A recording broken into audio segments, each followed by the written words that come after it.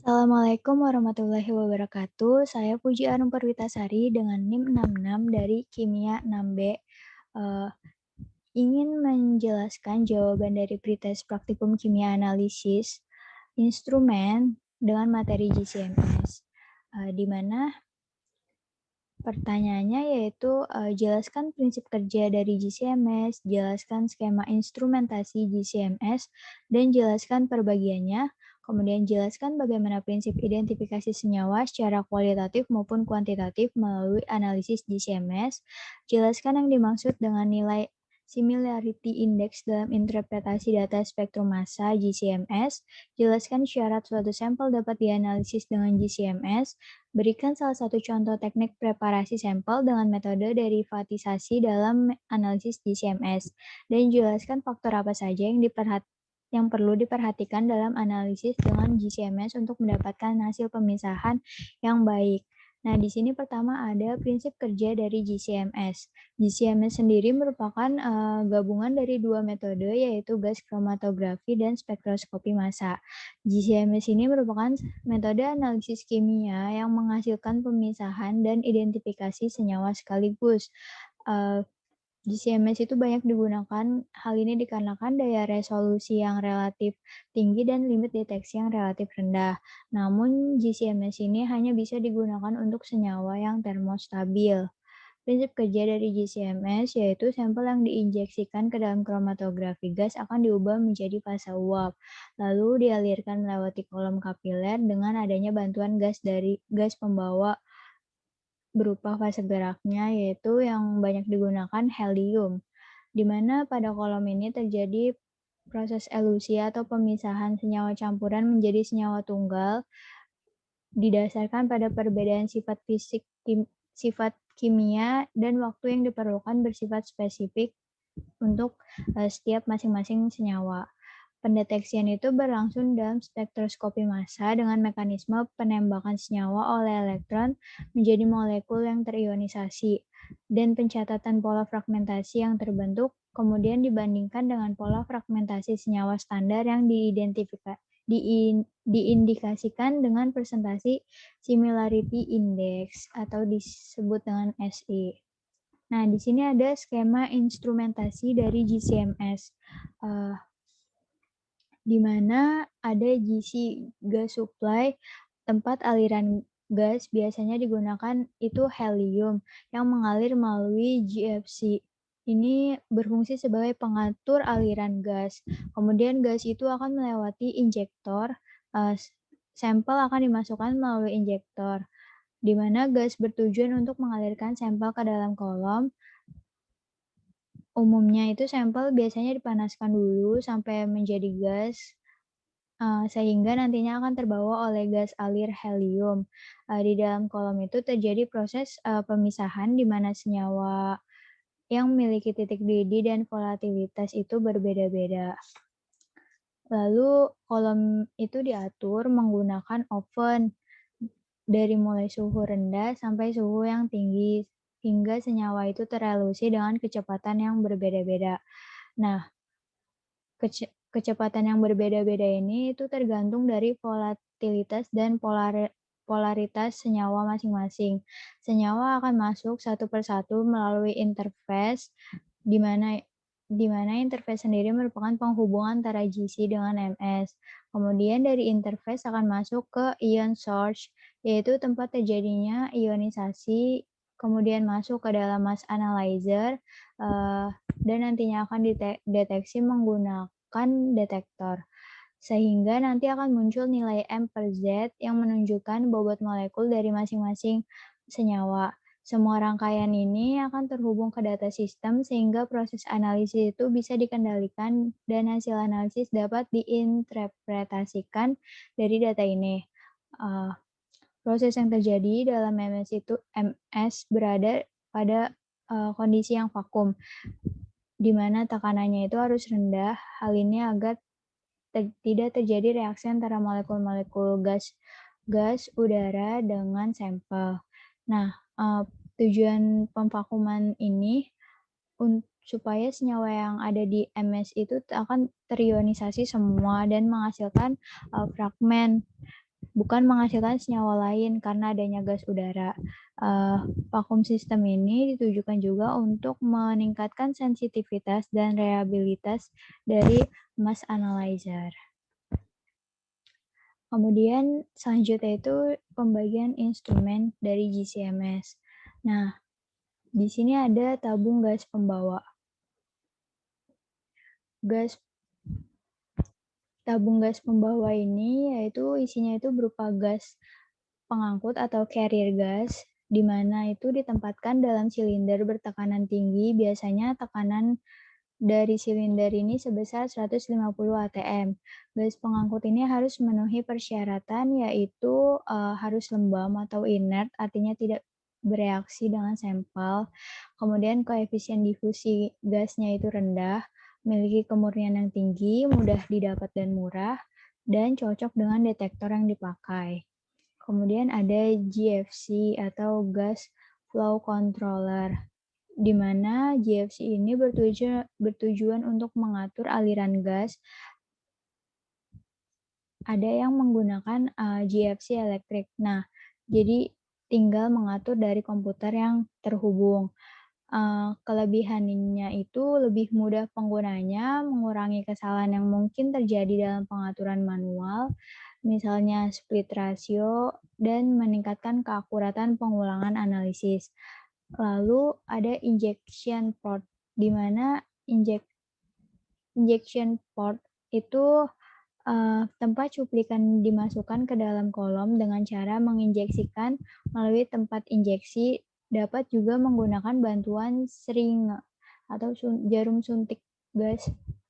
Kemudian injektor ini tempat untuk mengubah si sampel menjadi fase uap atau gas.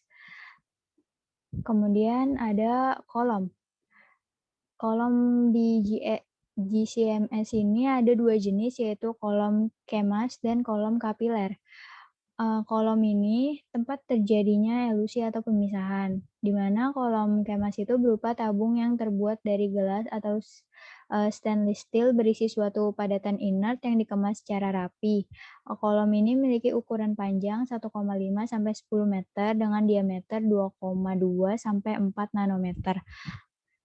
Sedangkan pada kolom kapiler itu biasanya terbuat dari silika dengan lapisan poliamida. Kolom jenis ini biasanya memiliki ukuran panjang 20 sampai 26 meter dengan diameter yang sangat kecil. Lalu ada interface. Interface ini merupakan penghubung antara GC dengan MS, yang mana nantinya sampel dari GC dikirimkan ke MS dengan bertujuan untuk meminimalkan kehilangan sampel saat pengiriman. Lalu ada ion source, yaitu tempat terjadinya ionisasi. Ada 3 jenis, yaitu IA, Electron Impact Ionization, PCI, Positive Chemical Ionization, dan NCI, Negative Chemical Ionization. Selanjutnya ada mass analyzer. Mass analyzer ini bertujuan untuk memisahkan ion-ion yang telah terbentuk berdasarkan masanya. Mass analyzer sendiri terdiri dari 4 batang logam yang memiliki muatan atau disebut juga dengan quart dupole. Nah, di mana quart dupole ini berfungsi secara selektif dengan mengatur sendiri voltase dari muatan batangan logam untuk berbagai massa ion, sehingga ion-ion dapat melewatinya.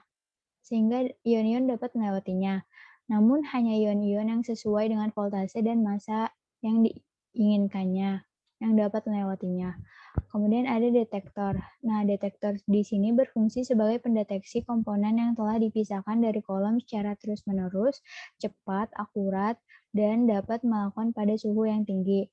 Secara umum itu fungsi detektor mengubah sifat-sifat molekul dari senyawa organik menjadi arus listrik, yang nanti kemudian arus listrik tersebut diteruskan ke recorder untuk menghasilkan kromatogram. Kemudian recorder di sini sebagai pengubah sinyal dari detektor yang diperkuat melalui elektrometer menjadi bentuk kromatogram, di mana kromatogram yang dihasilkan nantinya akan dilakukan analisis baik secara kualitatif maupun analisis secara kuantitatif. Selanjutnya di sini ada analisis kualitatif dan kuantitatif dari GCMS. Analisis kualitatif pada prinsipnya itu dilakukan dengan cara membandingkan waktu retensi sampel dengan standar, atau dapat juga dilakukan dengan hasil identifikasi dengan MS sehingga menghasilkan spektrum yang dibandingkan dengan nilai base data, ataupun dilakukan dengan membandingkan hasil dari spektrum MS dengan angka indeks kemiripan atau similarity index. Nah, di mana sedangkan analisis kuantitatif ini prinsipnya dilakukan dengan menghitung luas area maupun tinggi dari kromatogram. Dapat juga dilakukan dengan cara menggunakan kurva kalibrasi untuk mengetahui konsentrasi dari suatu senyawa yang belum diketahui. Nah, kemudian ada similarity index atau SI. Indeks kesamaan atau indeks kemiripan merupakan suatu nilai standar fragmentasi puncak dari suatu senyawa pada kromatografi gas yang didasarkan pada pola M per Z yang hampir sama antara senyawa yang tidak diketahui dengan yang diketahui. Nah, jadi identifikasi suatu sampel dengan menggunakan spektroskopi massa dengan data spektrum massa standar yang tersimpan dalam kepustakaan instrumen GCMS sendiri merupakan dilakukan perbandingannya dengan melihat nilai similarity index, di mana senyawa yang ada pada komputer. Nah, semakin tinggi nilai similarity index, maka senyawa itu akan semakin mirip dengan senyawa yang dianalisis ya, sehingga dapat ditampilkan bahwa sampel tersebut itu sama. Lalu ada syarat sampel yang digunakan GCMS. Syaratnya sampel yang digunakan GCMS itu termostabil, di mana dapat diuapkan hingga suhu 400 derajat Celcius secara termostabil, tidak terdekomposisi pada suhu 400 derajat Celcius. Kemudian sampel-sampel lainnya dapat dianalisis setelah melalui tahapan preparasi yang khusus. Jadi dipreparasi terlebih dahulu. Kemudian keadaan sampel itu harus dalam keadaan larutan untuk diinjeksikan ke dalam kromatografi. Pelarut ini harus bersifat volatil dan organik. Contohnya itu heksana maupun diklorometana. Jumlah sampel itu bergantung pada metode ionisasi yang dilakukan.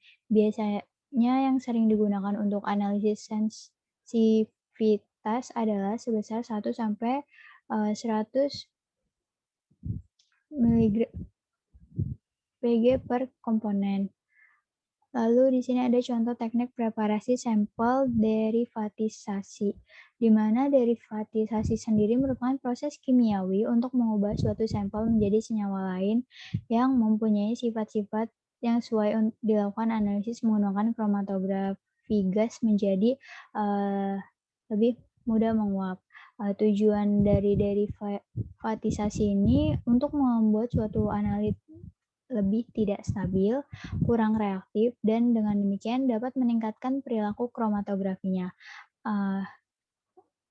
Dalam kasus asam amino, derivatisasi ini menggantikan hidrogen aktif di OH, NH2, dan kelompok-kelompok fungsional polar seperti SH dengan bagian nonpolar ya. Nah, contoh teknik analisisnya itu penggunaan silasi regen N-terbutil diametil lisil N-metil trifluoroacetamid MTBS-TFI untuk derivatisasi asam amino, di mana MTBS-TFI ini membentuk terbutil diametilysil atau TBDMS. Derivatif ketika direaksikan dengan kelompok fungsional polar yang mengandung hidrogen reaktif. Berikut itu reaksinya. Jadi di sini ada alkohol dengan senyawa MTBS-TFI.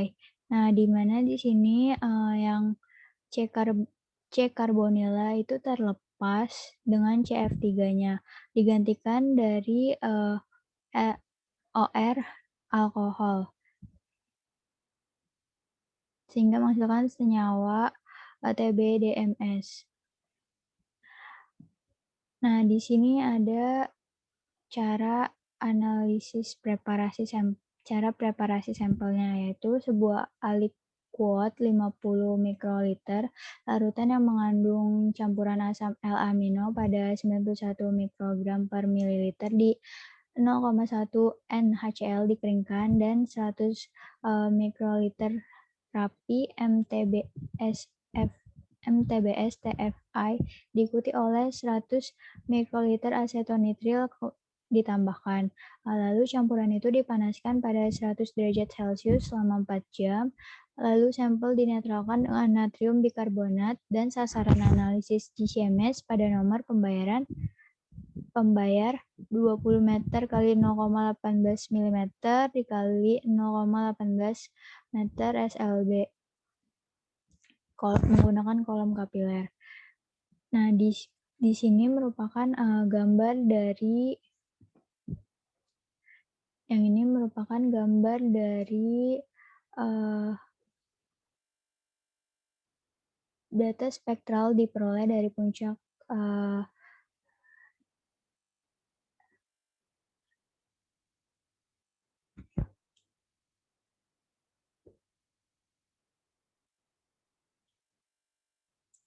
data spektral diperoleh. Yang ini merupakan gambar dari kromatogram, di mana data spektral diperoleh dari puncak membantu dalam identifikasi turunan asam amino. Pengganti dari hidrogen aktif dengan kelompok TBDMS menambahkan 114 dengan berat molekul. Kemudian elektron dampak spektrum dari derivatif ini mengandung fragmen khas sesuai dengan berat bobot molekul. Kekurangan CH3 derivatif pada M15, C4H9M57, C4H9 plus CO, M85, dan COO TBDMS itu pada M159. Nah, kemudian gambar ini menunjukkan contoh pola fragmentasi dalam spektrum TBDMS valin. Selanjutnya itu ada faktor-faktor penentu analisis dari GCMS, di mana faktor penentunya itu yaitu karakter sampel dikondisikan dan tujuan analisis, yaitu sampel itu harus memenuhi persyaratan yaitu mudah menguap dan stabil secara termal. Kemudian kondisi sampel, gas, cairan, padatan, sumber biologis, keperluan analisis lingkungan. Tujuan analisisnya itu untuk kualitatif ataupun kuantitatif. Pemilihan mode ionisasi. Nah, ini ada 3 jenis yaitu AI, di mana spektrum massa yang standar dapat diperoleh, library dari spektrum massa dijual secara komersial dapat mengidentifikasi komponen-komponen. Sedangkan CI digunakan untuk memperoleh data kualitatif dengan bobot molekul suatu senyawa yang tidak dapat dilakukan oleh mode AI. NCI digunakan untuk analisis senyawa yang memiliki afinitas besar terhadap elektron, misalnya itu senyawa halogen, pestisida yang mengandung organoklorin. Kemudian pemilihan kolom untuk analisis memiliki resolusi yang baik, di mana kolom kapiler ini memiliki resolusi yang lebih baik daripada kolom kemas. Kemudian fase diamnya apakah polar atau non-polar. Senyawa yang polar akan lebih terpisahkan dengan fase diam yang polar. Begitupun sebaliknya, polar atau tidaknya suatu kolom itu tergantung dari fase diamnya. Terima kasih. Sekian penjabaran jawaban dari pretest praktikum kimia analisis instrumen. Kurang lebihnya mohon maaf. Wassalamualaikum warahmatullahi wabarakatuh.